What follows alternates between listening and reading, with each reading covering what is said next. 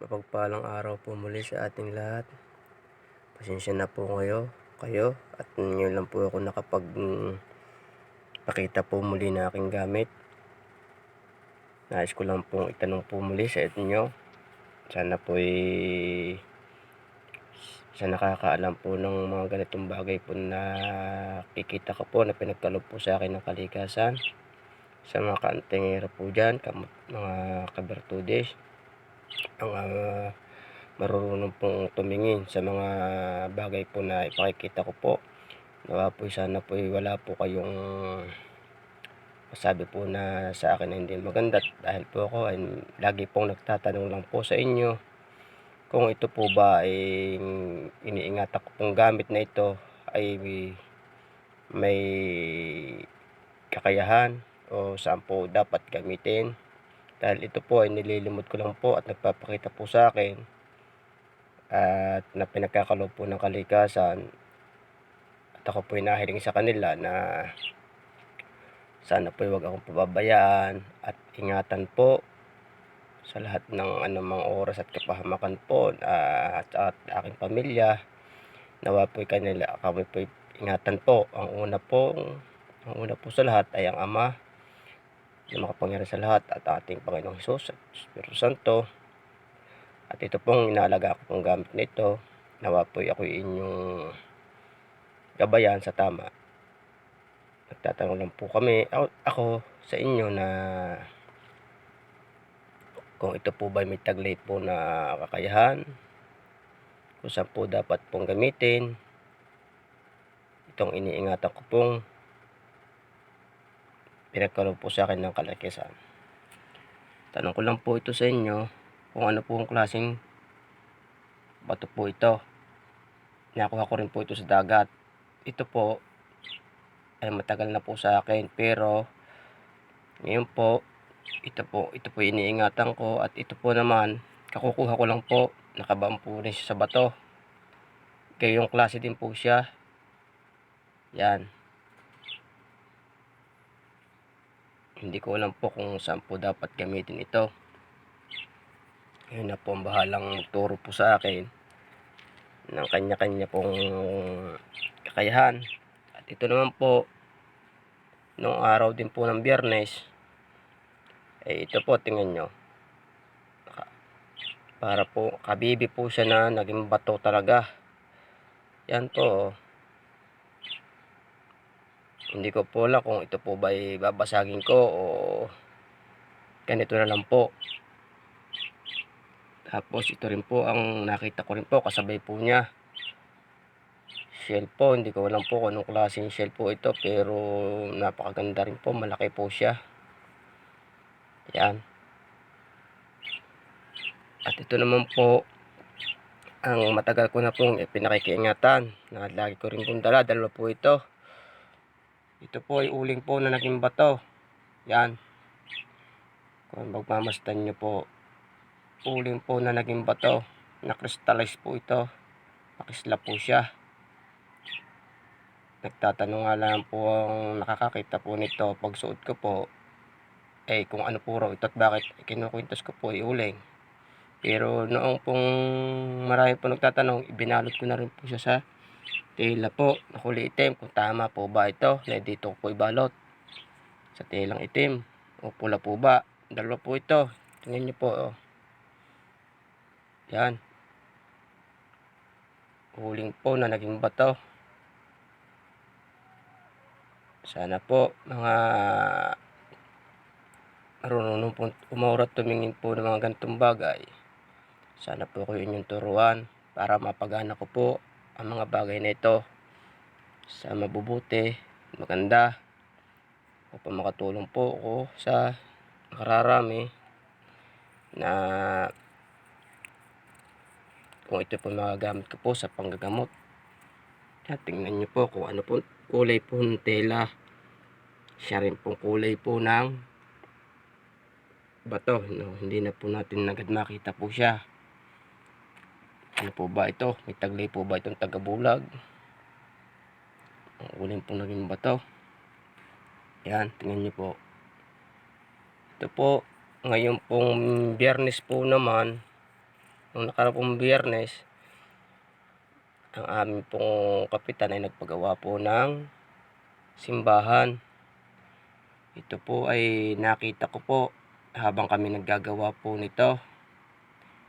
Nilalampas-lampasan po lamang nila.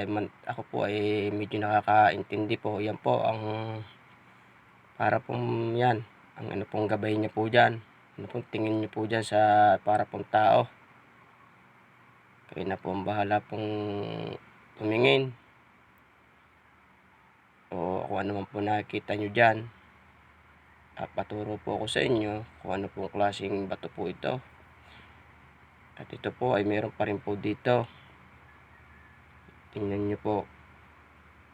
Para po siyang nakaupo. Yan. Sa mga kaantingero po, kapartudes, nawa po ko inyong turuan sa mga bagay na nakikita ko pong ito.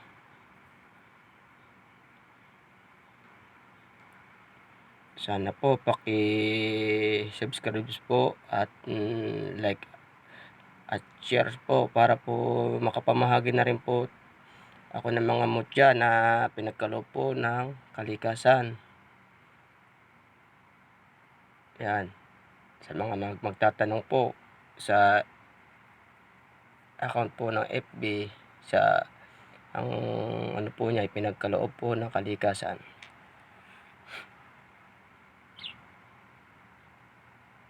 Yan.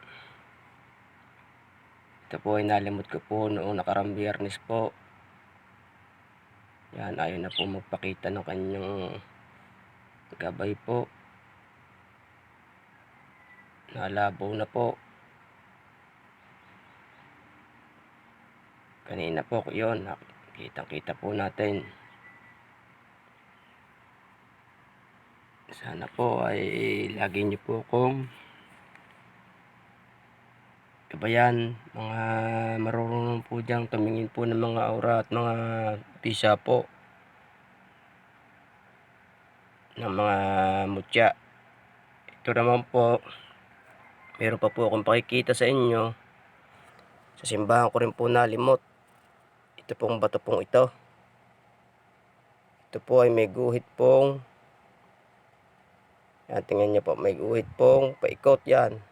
Para pong nalabo po. May guhit po siya paikot para pa-triangle po. Yan, nalabo po. Saglit lang po. Hindi pa ayaw po magpakita ng kanyang guhit. Flashlightan po natin.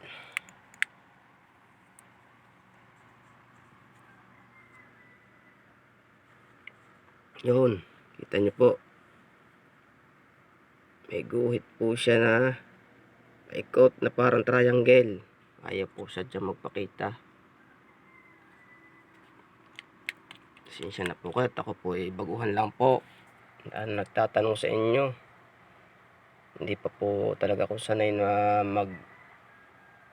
magpakita po ng mga ganito. Naglakas loob lang po ako na baka sakaling matuturuan niyo po ako sa tama po na pag-aalaga po ng mga mutyang ito. Kung mutya po ba ito.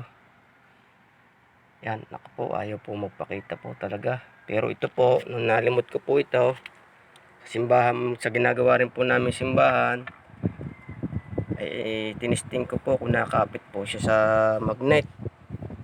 Ay nung tinisting ko po, tingnan nyo po. Yan, magnet po ito. Bakit? Ano po kung klaseng bato ito? Nakapit po siya, oh. Yan, napakalakas po.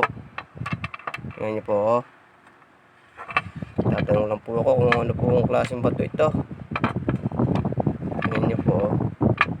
Yan, oh, para pong inihilaya, kinikilabutan po ako. Kilabot po aking pong katawan at baraso po, oh. Yan, tingnan nyo po.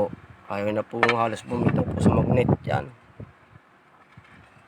Sa mga marunong po dyan, mga kanting kamutya po dyan, turuan nyo po sana ako ng maganda. Payo po dito. Ito po ay dinadala-dala ko na rin po nung nalimot ko po ito. Siguro po ito pinagkalob din po sa akin ng kalikasan. bato po siyang buhay pero nakapit po siya sa magnet. Yan niyo po oh. Yan. Ito po ay para po may guhit po paikot. Para pong triangle. Yan. Hindi po makita po yan oh.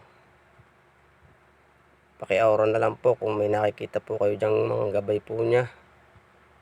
Yan. Ito po yan. Yan na pong bahala. Nagtatanong din lang po uli ako sa inyo. Sa marurunong po dyan. Hindi po ba masamang magdala ng maraming mutya po sa katawan? Yun lang po akin po tatanong po sa inyo. Dahil sa totoo lang po,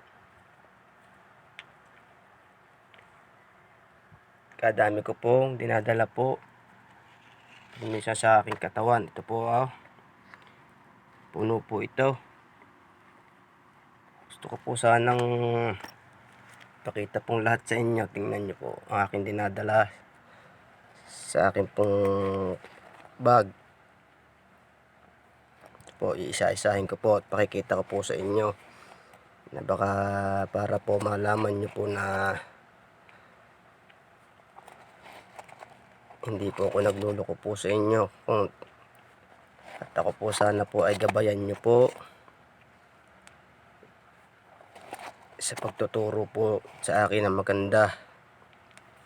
Pakitingnan lang po ninyo kung ito po ba talagang mga may kakayahan pong taglay ang aking pong mga iniingatan pong mutya na dinadala-dala ko po. Para pong pagdala-dala ko po ito ay parang iniiwas din po nila ko sa anumang kapahamakan. At para pong maswerte po ako sa trabaho kahit na po medyo kami po ay kinakapos, maya-maya naman po ay nakakaraos din po naman kami. Yan. Iba-iba pong klase po ito. Ito po parang ahas po siya, ng ulo ng ahas na sawa po eh, na naging bato. Yan. Pasensya na po kayo, talagang malabo po ang aking ginagamit na cellphone. Tingnan nyo po, ulo po siya ng ahas na naging bato, para po siyang sawa, ulo ng sawa. Na may guhit-guhit po yan.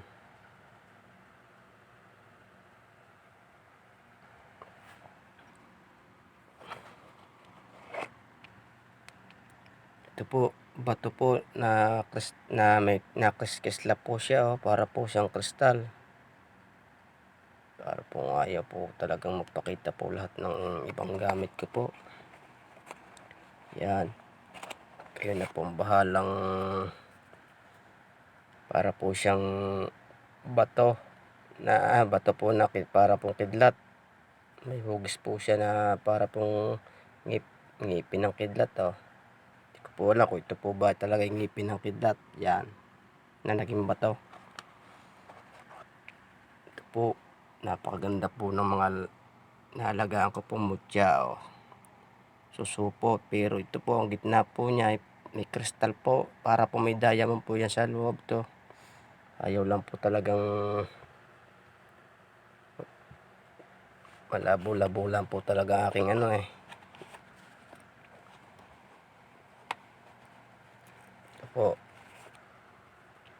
Ito po ang aking pong dinadala-dala.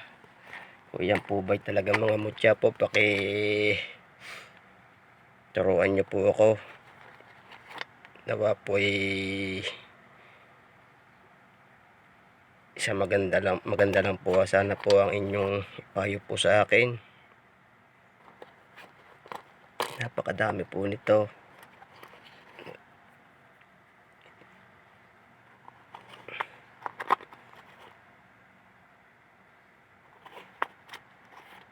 Ito po ay ang mahal na berhin ko pong naging bato. Yan, kita nyo po. Sana po magustuhan nyo po ang pinakikita po sa inyo na ako po ay nagpapaturo. Ito po ay matagal na rin po sa akin. At Baka po ito depensa na rin po sa aking sarili pag po ako'y nanggagamot po. Yan. Ito pa po ang aking po nakatali po sa aking bayawang. Yan. Tamilok po. So, baka bibi rin po siya. Naging bato. Eri po ang kapatner po nito. Ito po ay kagaya po nito. Yan. Yung po, bato po. May bato po siya na may shell po sa loob. Ito po ay mutya po ng yan, ayaw naman po talaga magpakita. Ito po ay lukan. Itong tawagin po sa amin, kabibe. Na naging bato po yung lukan. Yan. Sabi po raw na napapanood ko po sa YouTube, yung po ay may taglay pong kabal din po at sa kukunat. Yan, kayo na po ang bahalang magturo po sa akin. Maganda po. Hindi ko na po talaga maisa-isa po talaga po ito. Dahil ito po, napakarami pa po nito. Hindi ko lang po sa inyo mapakita. Yan, ito po ay mga susudin po na naging bato.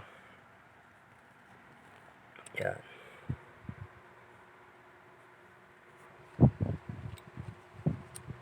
Saglit po, baka po mautay ko pong kalasin. Akin pong pinakiingatan pong mutya po.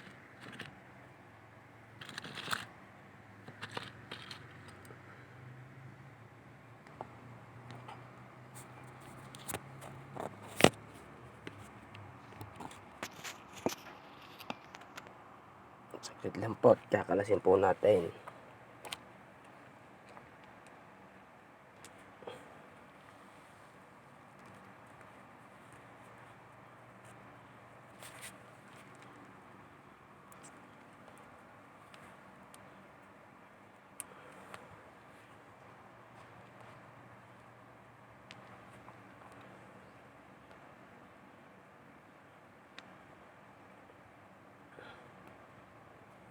Hindi pa po ako nakakapamahagi po dito. Marami po nagtatanong sa akin. Hindi naman po ako marunong po sa pagpapadala po ng mga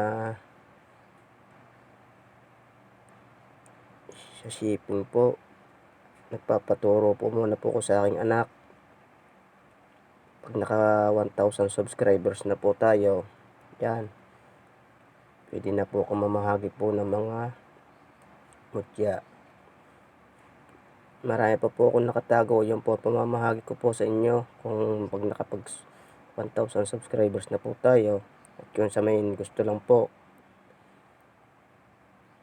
ipakikita ko po sa inyo po yung sa susunod po yung mga pamamahagi ko po ng mga mutya po ng kabibit, tamilok, mga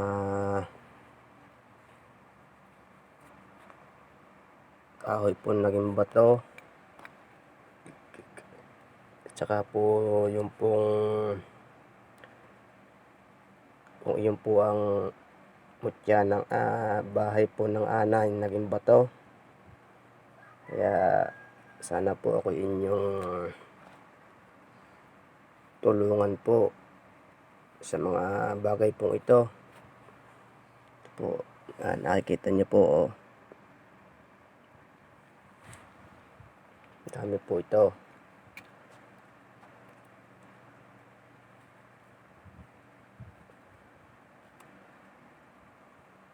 Naipakita ko na po ito sa inyo, pero ito po ay hindi po nawawala sa akin at iniingatan ko po ito mabuti. Dahil po ito po ay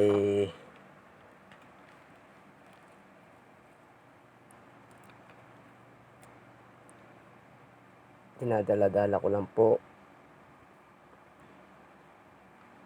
Basta po ako naniniwala po ako sa ating Panginoon Diyos.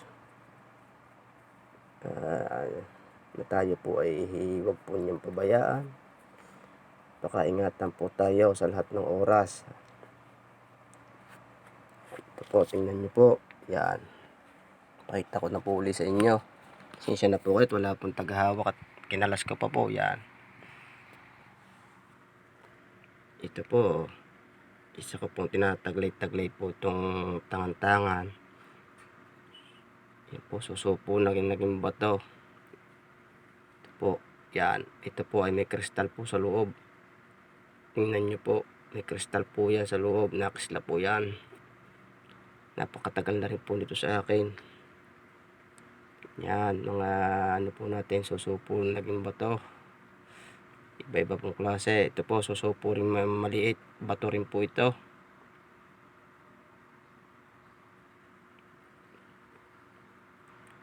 Maliit po, nakabibe. Naging bato. Kabibe rin po ito na bato.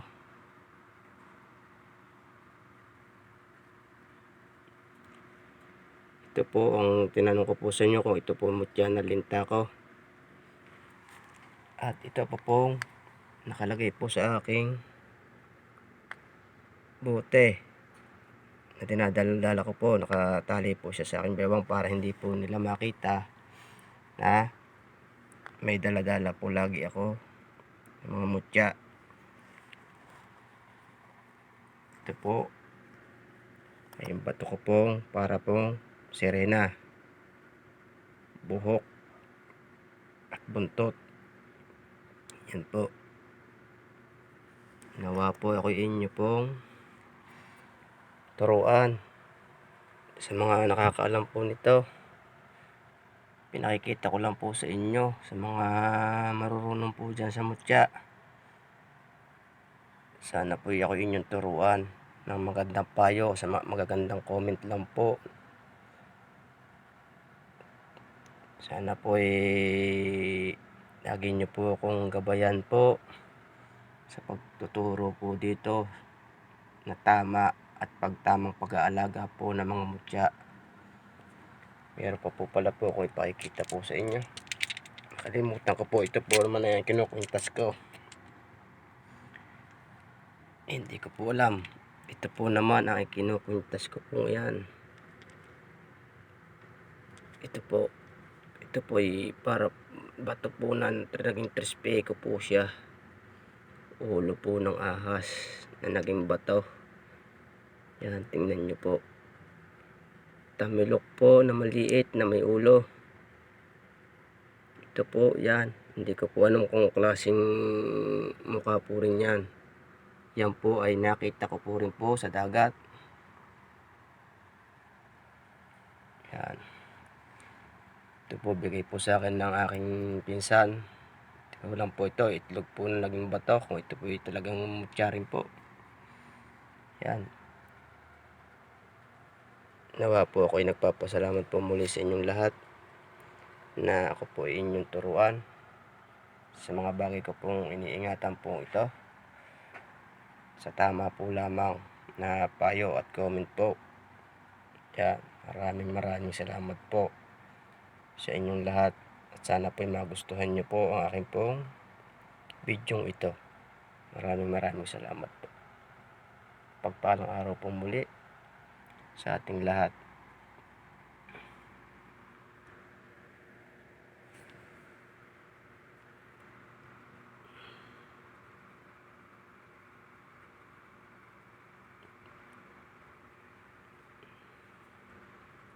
Yan po ang uling ko pong naging bato.